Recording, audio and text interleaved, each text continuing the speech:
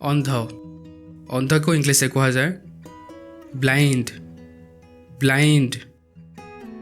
छोटा छोटा को इंग्लिश कह जाए लेम लेम किंबा लिम्प लिम्प।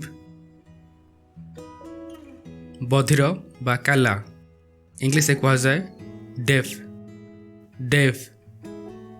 मुक मुक को इंग्लिश कह जाए डम डम। चंदा चंदा को इंग्लिश कह जाए बॉल्ड बॉल्ड।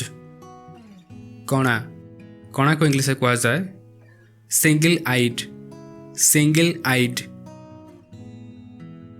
बामन बामन को इंग्लिश कह जाए पिग्मी पिग्मी किंबा ड्वार्फ ड्वार्फ।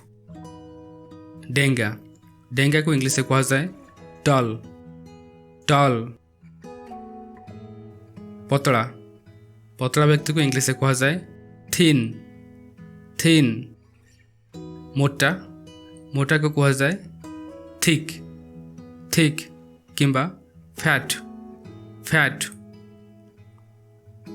दुर्बल वीक वीक। शक्तिशाली इंग्लिश कह जाए स्ट्रॉन्ग स्ट्रॉन्ग। पतला स्लिम स्लिम। गंठिला छोट लोक तांका बॉडी बहुत शक्त थाए इंग्लिश कह जाए स्टॉकी स्टॉकी। युवक यंग यंग।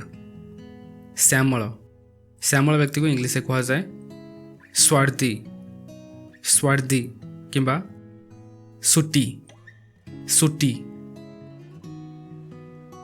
हट्टाकट्टा muscular muscular. दुबला पतला तांको कह जाए स्लाइटली स्लाइटली। सुस्त फिट फिट। फुर्तिला एजाइल एजाइल। सुंदर ब्यूटीफुल ब्यूटीफुल। स्त्री बा महिला होते कह जाए ब्यूटीफुल। जदि पुरुष होते कह जाए हैंडसम हैंडसम।